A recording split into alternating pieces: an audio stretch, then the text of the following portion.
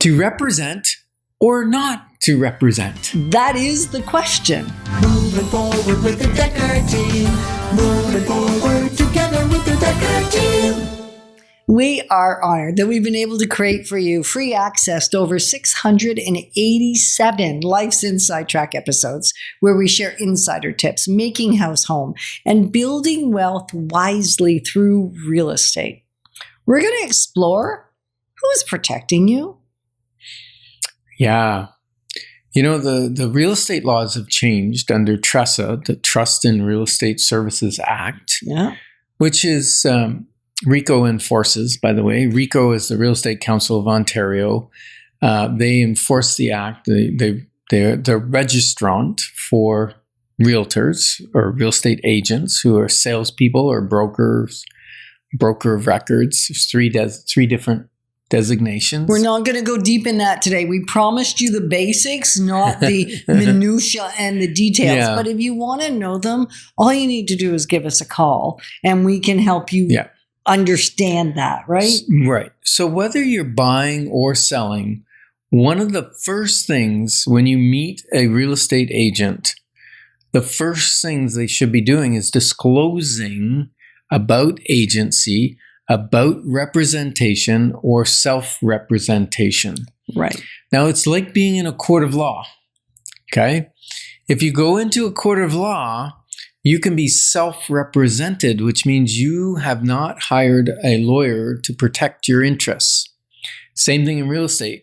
You either hire a real estate agent to represent you and protect your interests, and sometimes that fee for that realtor may be paid through the selling commission. But the point here is you have to make the choice to be represented. If you're not, the realtor, unless they're representing the seller, they can give you a little bit of service if they're representing the seller. If they're not, and you say, hey, you said to Ken, Ken, can you take me out and show me this property and that property and that property? And I would say, sure, I can. But first, I need to disclose about representation. Secondly, I need to represent you, which means I'm going to have to do some paperwork. We're going to do a buyer representation agreement, which says I'm representing your interests. Because I can't actually go show you a bunch of properties that are listed with someone else. If they're listed with our brokerage or they're listed with us personally as the listing agent, we can. Does that make sense? Because we're doing it on behalf of the seller. We're actually not doing it on your behalf. Right. Right? Like that's the distinction here. Mm-hmm. If we're working to serve the seller because we are representing the seller in that case, then we can go ahead and provide you that courtesy. It's really a courtesy, right? Under obligation to the seller. To the benefit of the seller. To the benefit. Yep. That's important to know because if you go out and you want to go see a property with the selling agent, they're allowed to show it to you because their job is to sell it.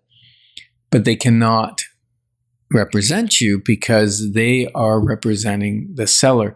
And if they do represent you, it goes into multiple rep. There's all kinds of further disclosure. And they can't actually represent you now because they're in multiple rep and it gets messy. It gets messy. They act more like a mediator, so they're not really representing you. They're doing the paperwork, but they've lost that fiduciary just because somebody responsibility. Works on your behalf doesn't mean they're actually working on your behalf.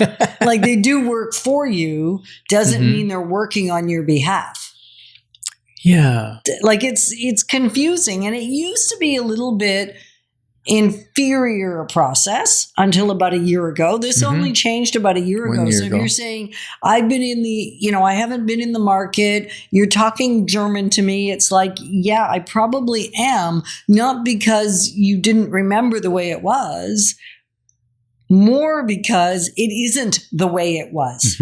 We never use the term in Ontario. In other parts of the world and country, they have for a long time, self-represented versus represented. And so the reason I said at the beginning, I'm going to piggyback on that for just a minute or backtrack just a little bit. I said, we get to pick as much as you get to pick. Okay, yeah, tell us more about that. Well, if it doesn't feel like it's an aligned relationship, Mhm. when I'm representing somebody, I'm on the hook Mhm. for them. I have to work in their best interest. And if there's any reason to think that there's non-compatibility, you said that in the first segment, or that there's something not kosher. No, it happens. Yeah. It Some has people are happened. not above board. You're Not right. everybody is. Then it's up to us to also pay attention to whether this is a good representation. Right. So the client interviews, the agent interviews, and the agents, I'm going to risk saying this, that are afraid to interview probably are desperate for the business. Okay. Probably. Yep. Yeah, it's a two-way street. We're interviewing for the job of serving you, and you're interviewing for us to serve you. Right. And one great way to interview us sort of without incognito is to attend June 5th, the Ultimate Sales Machine Boot Camp, because although Amanda Holmes, the co-author of the Ultimate Sales Machine, is coming to Ottawa for the first and probably only time to do a boot camp for business owners and salespeople and professionals that drive profits or sales in their industry or in their business, we're actually also going to get to share the stage a little bit with her. Yeah, and this is not about buying or selling real estate. No. This is about helping business owners, because many of our clients are business owners, and that's why we brought Amanda in. And they're struggling a little bit. Businesses are struggling. People are feeling burnt out. Sales departments are struggling. So if that's you, then this workshop is for you. This boot camp is for you. And I just wanted to clarify that because maybe they thought it was a real estate. Yeah, workshop. but you can't take the realtor out of us. No. So it's going to be dropped in there all over the place. You can't. How do you remove that after 35 years? Yeah, it's pretty hard. Pretty tough. Yeah, so we have this act. It's a law, an act called TRESA. And TRESA is the Trust in Real Estate Services Act. And what it does is it sets a performance level that realtors need to attain, an ethics level. And one of those things is the 12-page disclosure form at the beginning, the information pamphlet. That we have to give you. It's not something we have to, well, we do read it too, but it's something we need to have you read, which is just a disclosure. Yep. It's not an agreement to work together. And it's a quick read, and it's 12 pages sounds daunting though. It does, but a lot of it is like signature page and this page explaining what the booklet is, and it's not that daunting. It's not. Big font. So that's the first step when you're working with a realtor. And if the realtor's not doing that first step, then question. Be leery. Yeah. That is the legal requirement, is to do that disclosure as early and as soon as possible, and then talk about representation. Right. And what your choice is. Right. Yeah, it's deep stuff. Yeah. Yeah. So you're allowed to reach out to us if it seems like too much. Like that's the part I keep getting. Yeah. If you want to talk to us, we're here. We've got your back.